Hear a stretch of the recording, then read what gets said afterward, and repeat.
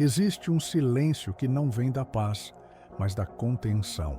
Um silêncio que se instala quando o corpo cansa de gritar por dentro.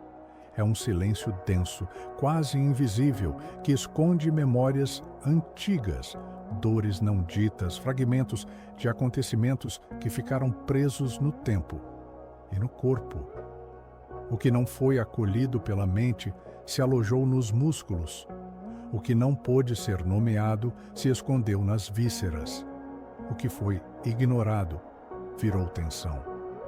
O corpo lembra, mesmo quando a consciência tenta esquecer. Greg Braden nos lembra que a linguagem mais poderosa não é a das palavras, mas a da vibração. E essa vibração se organiza no campo do coração.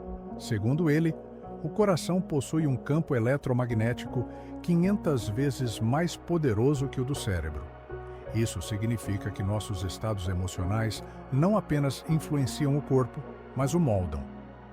Criam sulcos energéticos, estruturas de defesa, bloqueios invisíveis.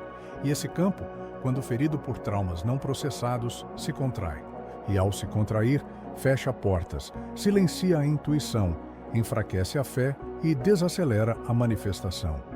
Joe Dispenza mostra que o corpo, ao reviver repetidamente emoções ligadas ao passado, medo, culpa, abandono, entra num ciclo bioquímico que o prende ao ontem.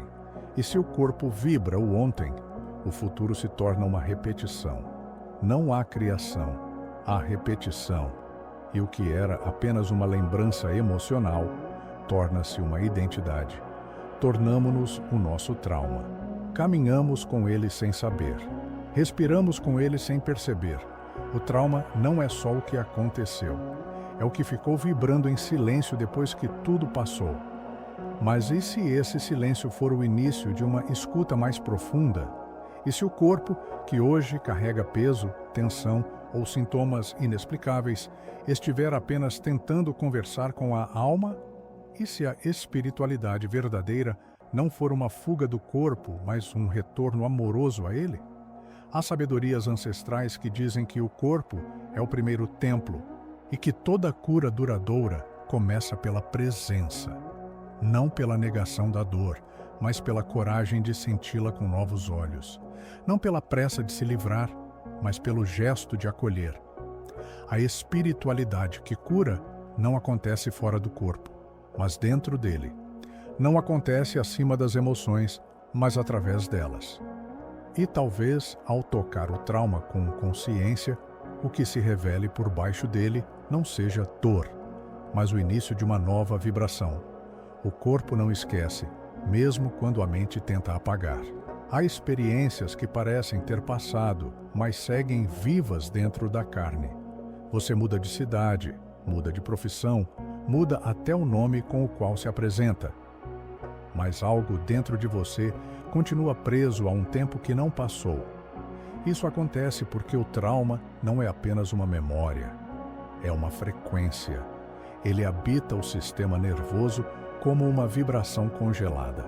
Está no olhar que desvia sem querer, no coração que acelera sem motivo, na tensão do maxilar, no sono leve demais, no desconforto sem nome. O corpo guarda aquilo que a psique não conseguiu digerir, e enquanto isso não for escutado, a vida repete padrões, não por castigo, mas por coerência vibracional. O trauma não está no que aconteceu, mas no que não pôde ser sentido. Muitas vezes, o que nos feriu não foi o evento em si, mas o fato de termos vivido aquilo sozinhos, em silêncio, sem acolhimento, sem nomear a dor. Quando algo acontece e não temos espaço interno ou externo para processar, o sistema de sobrevivência entra em ação. Luta, fuga ou congelamento. A emoção é reprimida e o corpo grava. E assim se forma um trauma, uma emoção não metabolizada. Um grito interno interrompido, e esse grito, sufocado pelo tempo, ecoa em forma de sintomas. Joe Dispenza afirma que emoções não resolvidas se tornam estados de ser e se tornam o chão vibracional onde nossa realidade se constrói. O caminho da cura não começa na mente, mas na escuta do corpo. A cura emocional profunda não é um conceito, é uma experiência encarnada. Ela começa quando você percebe que o corpo está falando com você, não contra você. Aquela dor que vai e volta, aquela rigidez, aquela crise de ansiedade que surge sem motivo. Nada disso é aleatório. Tudo carrega uma inteligência que está tentando te guiar para dentro. A espiritualidade verdadeira não nega o corpo, ela o sacraliza, porque o corpo é o lugar onde a alma habita. O corpo não é obstáculo, é portal, é através dele que sentimos, integramos e nos libertamos. Cuidado com a espiritualidade que dissocia ao invés de integrar. Há um tipo de espiritualidade que fala sobre elevar a vibração, como se isso significasse rejeitar tudo o que é denso, difícil ou doloroso. Mas isso é fuga, não elevação. É dissociação espiritual disfarçada de transcendência. O verdadeiro processo de despertar não nos afasta das emoções humanas. Ele nos ensina a senti-las com consciência. Ele nos treina para estar presente no desconforto sem se perder nele. Não se trata de apagar o que dói, mas de dar novo significado, de permitir que a dor nos revele algo, porque muitas vezes o trauma é apenas um convite intenso para voltarmos ao centro, ao corpo, ao presente, ao coração. O fator invisível que sabota a sua frequência. Mesmo quando você acredita que está vibrando em fé, gratidão ou amor, se o corpo carrega memórias não integradas, ele pode estar emitindo outra frequência. É como uma música com duas melodias conflitantes, uma consciente e outra inconsciente. E a realidade responde à música mais forte, normalmente aquela que vem do inconsciente.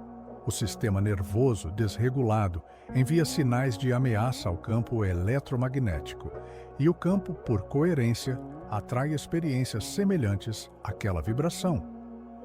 Gregg Braden afirma que o coração, quando coerente, pode transformar a matéria.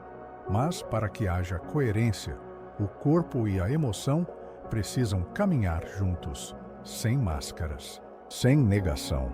O corpo é o altar onde a alma se reconcilia com o tempo. Quando você encosta em um ponto de dor e respira ali com presença, você não está apenas lidando com tensão muscular. Está acessando um fragmento do passado que pede testemunho, que pede presença. Não para sofrer de novo, mas para ser libertado. Nesse sentido, o corpo se torna altar. Um altar silencioso, onde emoções antigas são finalmente sentidas, onde o tempo se curva à consciência, onde a alma reencontra partes de si que haviam sido perdidas.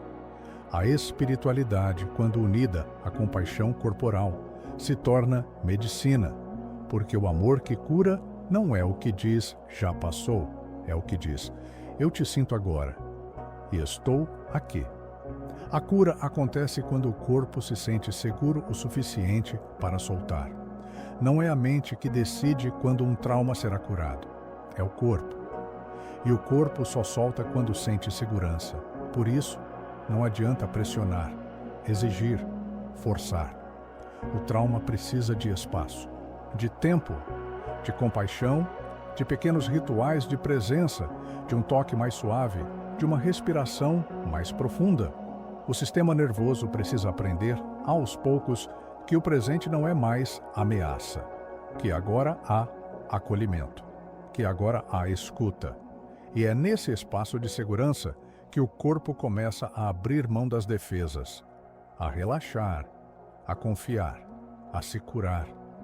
O corpo pode ser reprogramado para viver em um novo estado de vibração. Bruce Lipton ensina que o ambiente interno do nosso corpo, pensamentos, emoções, hábitos, determina a ativação ou não dos nossos genes. Ou seja, o que carregamos em nossa biologia não é destino, é potencial. E esse potencial pode ser reescrito a partir de novos estados de consciência. Quando mudamos nossa frequência interna, o corpo responde. Quando mudamos o que sentimos no corpo, a realidade externa se reorganiza. A espiritualidade, então, não é uma fuga da biologia, mas uma parceria com ela. Neville Goddard dizia que a imaginação sentida é o início de toda a criação. E sentir não é um ato da mente, é um gesto do corpo. Por isso, imaginar-se curado, em paz, inteiro, só funciona quando essa imagem se enraiza no corpo, quando se transforma em sensação, em vibração, em coerência. A espiritualidade que cura é a que desce até a carne, a que entra na dor não para dramatizá-la, mas para libertá-la. A que transforma cada célula em solo fértil para um novo tempo. Porque o corpo, quando amado e escutado, revela não apenas memórias, mas milagres. Ele lembra o caminho de volta, ele sabe como voltar para casa.